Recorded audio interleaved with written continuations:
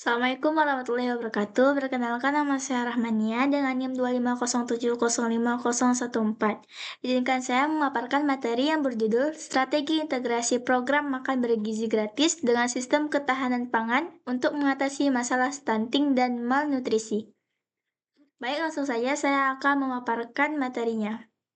Ya, jurnal ini terbitkan di Jurnal Medika pada volume 5 nomor 1 tahun 2026 yang disusun oleh Ira Agustin beserta rekan-rekan peneliti dari Program Studi Ilmu Kesehatan Masyarakat Universitas Islam Negeri Sumatera Utara. Penelitian ini dilatar belakangi oleh fakta bahwa stunting dan malnutrisi masih menjadi tantangan besar dalam pembangunan sumber daya manusia di Indonesia. Melalui abstrak ini kita bisa melihat sekilas bahwa fokus utama riset adalah merumuskan bagaimana program makan bergizi gratis dapat berjalan beriringan secara integratif dengan sistem ketahanan pangan lokal agar dampaknya bisa bersifat jangka panjang. Jika kita bergeser di bagian pendahuluan, di sini paparkan urgensi mengapa program ini sangat krusial. Berdasarkan data Kementerian Kesehatan tahun 2023, prevalensi stunting nasional kita masih berada di angka 21,5%. Angka ini tentu masih jauh dari target nasional yang ditetapkan sebesar 14%. Kekurangan gizi kronis ini tidak boleh disepelekan karena terbukti menurunkan perkembangan kognitif dan motorik anak, dan ujung-ujungnya menurunkan produktivitas mereka saat dewasa nanti.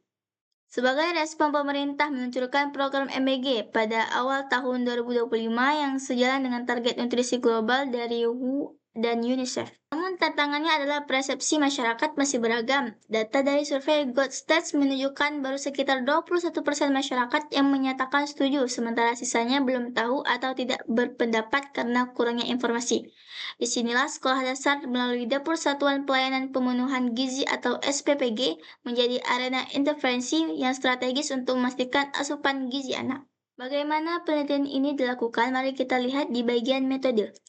Penelitian menggunakan pendekatan kualitatif.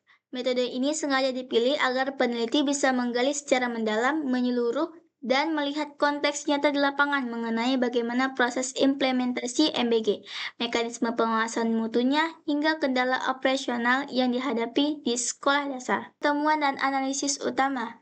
Anda bisa melihat gambar yang mendokumentasikan kegiatan observasi langsung pelaksanaan program MBG di dapur penyedia makanan sekolah dasar. Hasil studi menunjukkan bahwa program MBG dan ketahanan pangan adalah dua jalur yang saling melengkapi.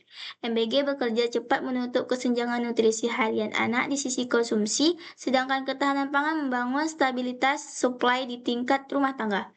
Ketika program MBG menerapkan kebijakan local sourcing atau membeli bahan baku langsung dari petani dan UMKM lokal, terjadi efek pengganda ekonomi. Rantai pasok menjadi lebih pendek, makanan yang disajikan ke anak-anak jauh lebih segar dan bergizi, dan pendapatan petani setempat pun meningkat. Namun implementasi di lapangan tidak luput dari hambatan berat. Hambatan utama yang ditemukan meliputi keterbatasan infrastruktur seperti dapur dan rantai pendingin, manajemen logistik di daerah terpencil atau 3T, serta yang paling fatal adalah adanya laporan insiden keracunan massal di beberapa daerah akibat lemahnya pengawasan higien dan keamanan pangan. Sebagai penutup pada bagian simpulan dan saran, studi ini menegaskan bahwa penggabungan MBG dan ketahanan pangan adalah solusi yang langsung dan berkelanjutan. Untuk memitigasi risiko operasional, ada beberapa saran kebijakan praktis, yaitu menjalankan proyek percontohan pilot project di wilayah dengan angka stunting tertinggi, menetapkan kuota minimal pembelian bahan pangan dari petani lokal, mewajibkan sertifikasi dapur berbasis standar kebersihan ketat untuk mencegah keracunan, membangun sistem monitoring terpadu, serta memperkuat koordinasi anggaran antar kementerian. Demikian penjelasan dari isi jurnal ini, semoga memberikan gambaran komprehensif bagi kita semua.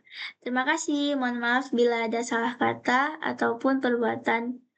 Wassalamualaikum warahmatullahi wabarakatuh.